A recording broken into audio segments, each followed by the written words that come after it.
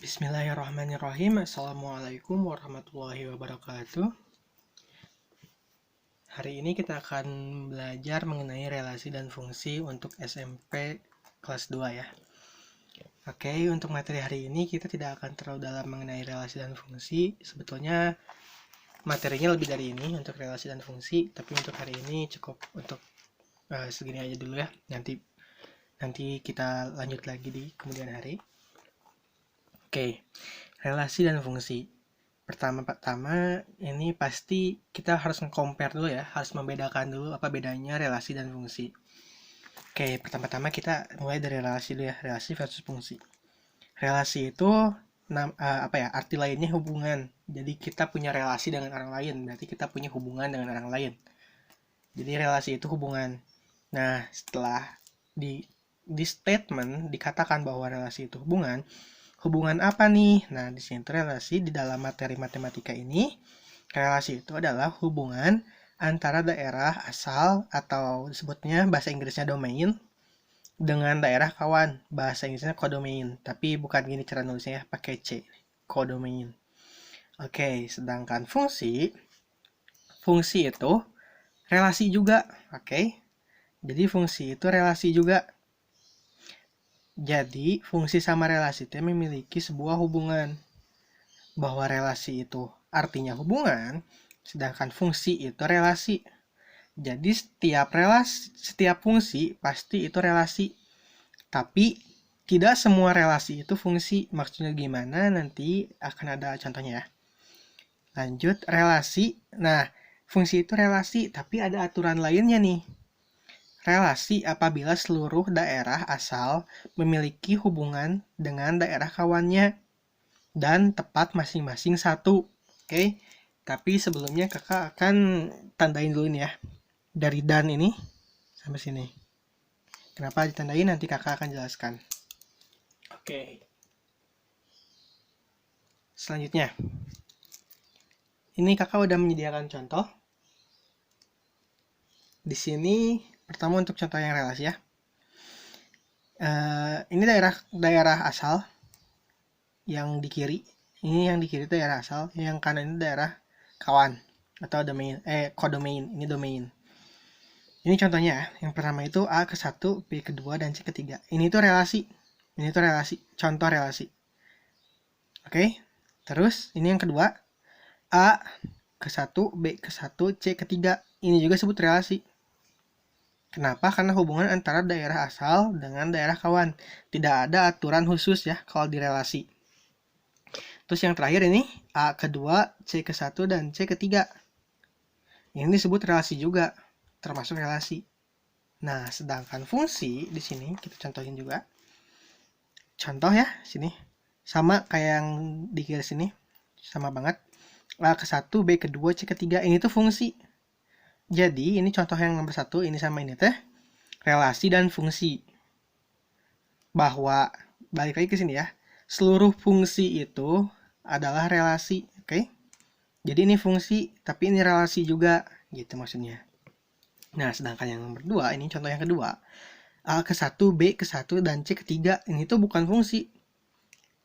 Ini bukan fungsi. Karena harus tepat masing-masing satu ya.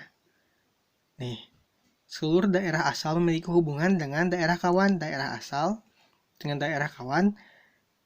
Dan tepat masing-masing satu. Tapi ini A ke 1, B ke 1 juga. Ini 2 ya. Ini enggak. Tapi nanti ada aturan baru lagi ya. Ini baru aturan yang pertama. Ini aturan yang pertama. Lalu yang terakhir ini A ke 2, C ke 1, dan C ke 3. Nah, ini udah jelas bukan fungsi. Kenapa? Di aturan yang pertamanya aja ini udah salah.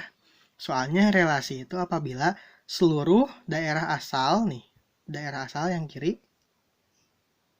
Oke, yang kiri memiliki hubungan dengan daerah kawannya. Ini ada yang nggak dapat nih. B nggak dapat.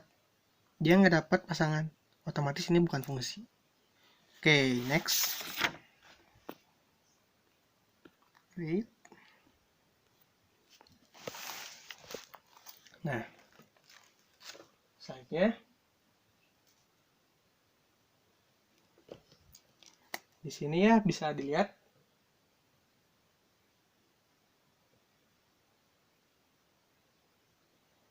Oke, di sini bisa dilihat kita penamaan dulu ya, penamaan di dalam relasi dan fungsi. Ini yang kiri, yang dikotakin hijau. Nah ini A, B, C, D ini dikotakinnya warna biru. Kita lihat warna biru apa? Daerah asal atau domain. Jadi ini daerah asal. Ini daerah asal, dan yang warna merah, yang dikotakin warna merah ini daerah kawan. Dan yang terakhir ada daerah hasil atau jawaban.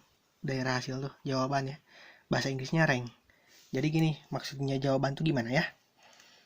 A kan ini kedua, B kedua, C ketiga, dan D keempat. Nah, jawaban itu selalu dari daerah kawan, dari daerah sini. Yang kepilih sama daerah asal itu kan cuma 2, 3, 4 ya. Otomatis ini di sini kalau contoh ini daerah hasilnya itu cuma 2, 3, 4. Oke? Satunya berarti bukan hasil karena dia nggak punya pasangan. Jadi daerah hasil di contoh ini 2, 3, sama 4 yang dapat pasangan. Sedangkan satu enggak ya. Jadi satu bukan hasil. Ya daerah hasil itu yang dapat pasangan. Oke, selanjutnya. Di sini ada macam-macam fungsi. Nah, di sini kita berbicara lebih lebar lagi mengenai fungsi. Jadi kakak udah tandain ya di sini bahwa fungsi itu adalah relasi apabila seluruh daerah asal memiliki hubungan dengan daerah kawannya dan tepat masing-masing satu nih. Kakak tandain dan tepat masing-masing satu. Tapi di sini ada aturan baru. Oke. Nah, yang pertama itu ada fungsi into. Fungsi into tergantung gimana cara ngomongnya, tapi kalau bahasa Inggris ini into. Jadi syarat yang baru nih ya, fungsi yang baru itu disebutnya fungsi into. Jadi fungsi itu dibagi 4. Ada fungsi into, fungsi injektif, lalu ada fungsi surjektif, ini ya, surjektif, dan fungsi bijektif. Oke. Jadi tadi aturan yang pertamanya kita tambahin lagi di sini. Ini adalah aturan yang baru. Fungsi into itu jika daerah kawan memiliki elemen yang tidak berpasangan dengan daerah asal. Nah, maksudnya gimana nih? Elemen itu ya, yang ada angka-angka itu elemen. Ini juga elemen. A, B, C, 4, 5, 6 itu elemen disebutnya ya, elemen. Jadi jika daerah kawan yang mana coba? Yang ini ya. Memiliki elemen yang tidak berpasangan dengan daerah asal. 5, dia nggak punya pasangan nih. Ini disebutnya fungsi into, gitu maksudnya. Soalnya A-nya ke-4, B-nya ke-4, C-nya ke-6. Sekali lagi ya. Aturan fungsi itu jika daerah asal memiliki pasangan di daerah kawan. Itu ya intinya. Fungsi itu nih. Apabila seluruh daerah asal memiliki hubungan dengan daerah kawan. Itu ya yang pertama ini. Peraturan yang paling harus wajib untuk fungsi. Jadi A, B, C ini kan punya pasangan. Berarti ini fungsi ya. Tapi fungsi apa dulu nih? Ini disebutnya fungsi into. Kenapa? Karena daerah kawan memiliki elemen yang tidak berpasangan. Ini dia 5 nggak berpasangan. Jadi disebutnya fungsi into. Gitu maksudnya ya. Yang kedua itu ada fungsi injektif. Nah, kalau fungsi injektif itu syaratnya apa? Jika setiap elemen daerah kawan memiliki satu pasangan di daerah asal. Jadi gini, ini kan daerah kawan. Ini daerah asal.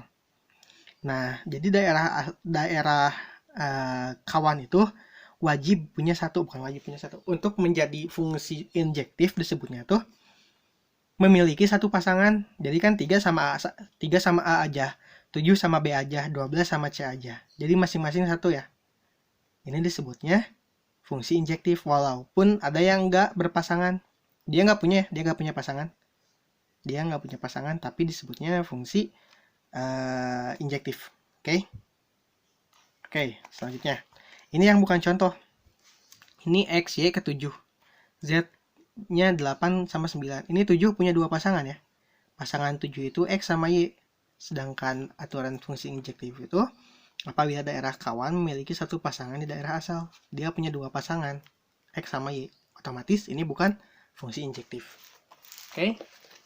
Selanjutnya, fungsi surjektif. Syaratnya apa?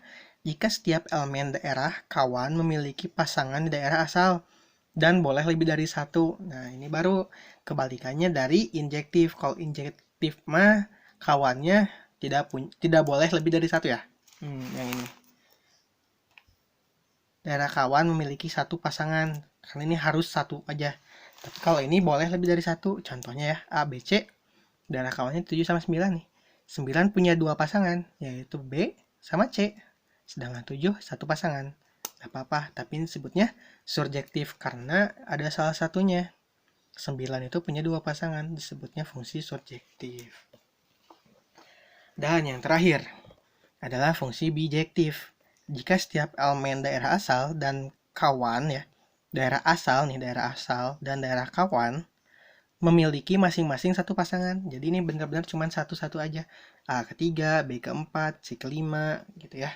Atau misalnya contoh yang lain. B, C, 7, 9, dan 13. Ini untuk contoh aja ya.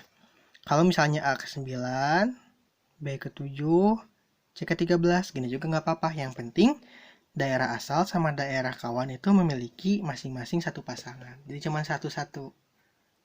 Itu dia fungsi dan relasi. Jadi hari ini materinya sampai segini, belum ada contoh soalnya besok. Oke, wassalamualaikum warahmatullahi wabarakatuh.